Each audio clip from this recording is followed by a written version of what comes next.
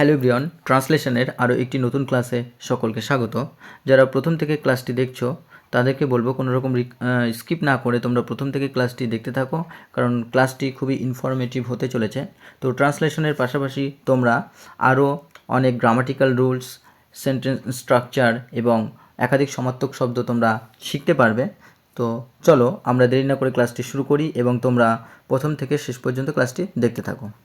তো প্রথমে আছে, ও বাড়ি থেকে রঞ্জনকে ডেকে দেব, সে তোমার সঙ্গে খেলা করবে। তো এখানে দেব, করবে, এই ভার্ব দুটো দেখে আমরা বুঝতে পারছি যে সেন্টেন্সটা কিন্তু ফিউচার টেন্সে করতে হবে। তো ফিউচার টেন্সের আমরা রুলস কম বেশি সবাই জানি, তবুও আমি একবার লিখছি সাবজেক্ট, তারপরে আমরা শ্যাল অথবা উইল লিখব, দেন ভি অন, তারপরে অবজেক্ট এবং দেন রিমেনিং লিখি।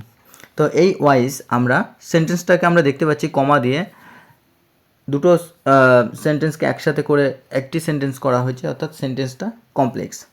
তো চলো আমরা সেইভাবেই শুরু করব। প্রথমে আমরা প্রথম সেন্টেন্সটিকে লিখে নেব। তো প্রথমে কি, ও বাড়ি থেকে রঞ্জনকে ডেকে দেব। তাহলে প্রথমে এখানে কিন্তু আমি ও বাড়ি থেকে রঞ্জনকে ডেকে দেবো, অর্থাৎ আই কিন্তু এখানে সাইলেন্ট। তো আই যেহেতু সাইলেন্ট আছে তাহলে সেই আইটাকে আমরা ধরে নিচ্ছি। তো আই উইল কল, আমি ডেকে দেব কি, রঞ্জনকে, অর্থাৎ রঞ্জন ফ্রম দ্যাট হাউস, ওই বাড়ি থেকে। তাহলে I will call Ranjan from that house, ও বাড়ি থেকে আমি রঞ্জনকে ডেকে দেব। আচ্ছা, কমা এখানে দেওয়া হলো যেমনটা আছে। তারপরে কি, সে তোমার সঙ্গে খেলা করবে, অর্থাৎ সে তোমার সাথে খেলা করবে। He will play with you, সে তোমার সাথে খেলা করবে। তো এখানেও যেমন সাবজেক্ট আছে আর অক্সিলারি ভার্ব, এখানে উইল আছে, মেন ভার্ব আছে কল। তো তেমনি একই রকমভাবে এখানেও সাবজেক্ট, অক্সিলারি ভার্ব আছে উইল এবং মেন ভার্ব আছে প্লে, এবং বাদবাকি যেমন থাকে অবজেক্ট সহ রিমেনিং তেমনই আছে। তো সেন্টেন্সটা অতটাও কঠিন না। চলো আমরা পরের বাক্যটি লক্ষ্য করি।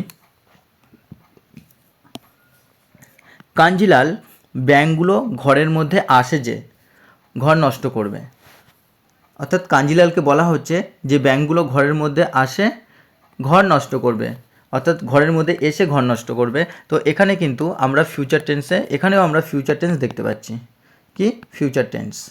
আর ফিউচার টেন্সের গঠন আমি একটু আগে লিখে দিয়েছি, সুতরাং আর লেখার প্রয়োজন নেই। তো কাঞ্জিলাল, প্রথমে কাঞ্জিলাল বসিয়ে দিলাম কি, the frogs come into the room, অর্থাৎ ব্যাঙগুলো ঘরের মধ্যে আসে বা আসছে। And they will mess the room, তারা কি ঘর নষ্ট করবে। নষ্ট করবে কি, অর্থাৎ ঘর তো এখানে ধ্বংস করা যায় না, যেহেতু ব্যাঙগুলো আসবে এবং ঘরটাকে কি বিশৃঙ্খলার সৃষ্টি করবে বা ঘরটাকে নোংরা করবে। তো সেই কারণে এখানে মেস ইউজ করা হয়েছে। মেস অর্থের মাধ্যমে আমরা এখানে বিশৃঙ্খলা বা নোংরা করা অর্থে ব্যবহার করেছি।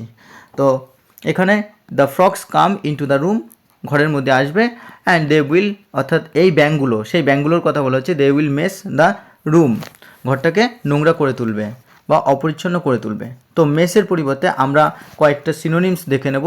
যেমন আমরা বলতে পারি ফল, অর্থাৎ নোংরা করবে, ফাউল বা সালি, নোংরা করা। বা আমরা বলতে পারি ডিসঅর্ডার, অর্থাৎ বিশৃঙ্খল করা, বিশৃঙ্খল করা।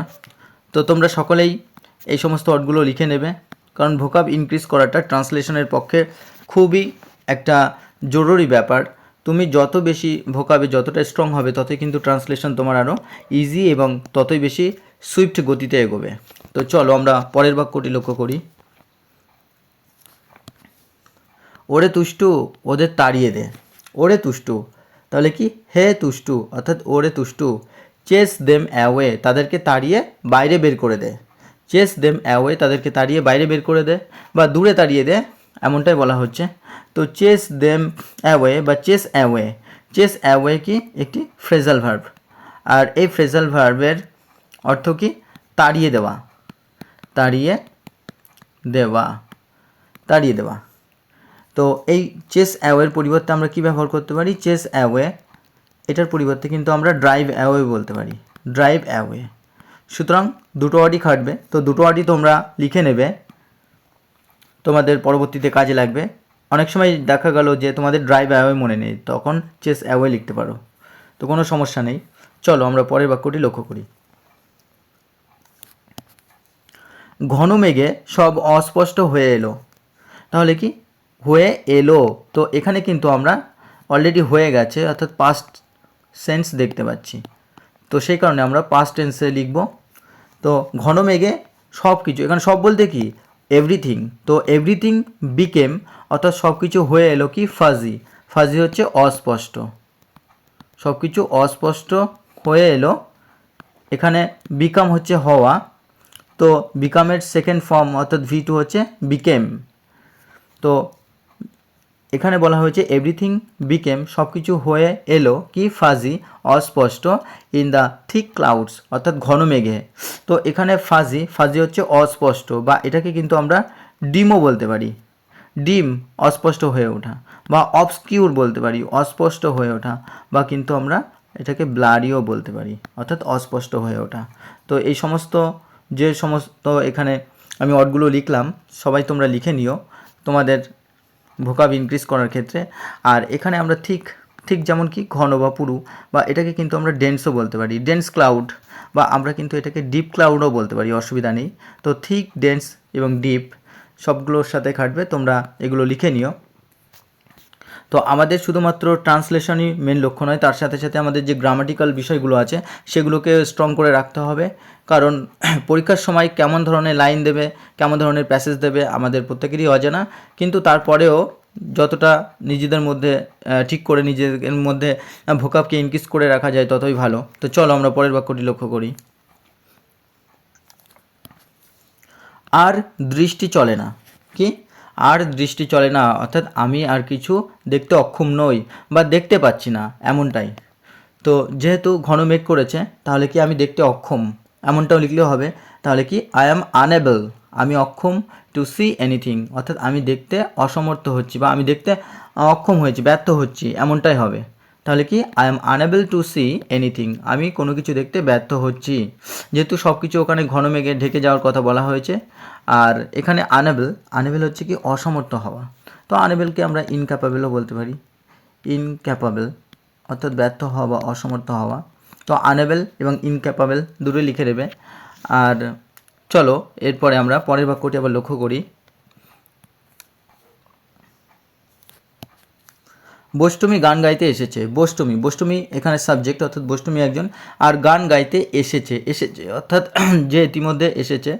তো সেক্ষেত্রে কিন্তু আমরা কি প্রেজেন্ট পারফেক্ট টেন্স ইউজ করি। আর প্রেজেন্ট পারফেক্ট টেন্সের গঠন আমরা প্রত্যেকেই জানি, তবুও আমি একে একটু শর্টে লিখে দিচ্ছি। হ্যাজ সাবজেক্ট প্লাস হ্যাজ অথবা have, then V3 plus object, then আমরা রিমেনিং লিখি।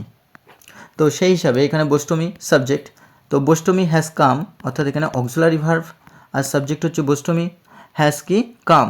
তো কামের তিনটি ফর্ম হচ্ছে কাম, কেম এবং কাম।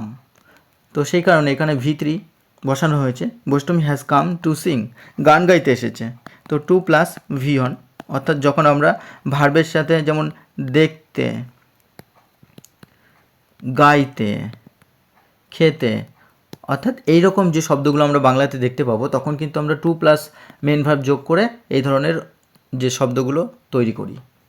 তো বষ্টমী হ্যাজ কাম টু সিং অর্থাৎ বষ্টমী গান গাইতে এসেছে। তো চলো আমরা পরের বাক্যটি লক্ষ্য করি। ওকে নিষ্ঠুর হয়ে বাইরে রেখো না, তাহলে কি ওকে নিষ্ঠুর হয়ে বাইরে রেখো না, তাহলে আমরা প্রথমে লিখব যে ওকে বাইরে রেখো না কি তার প্রতি নিষ্ঠুর হয়ে।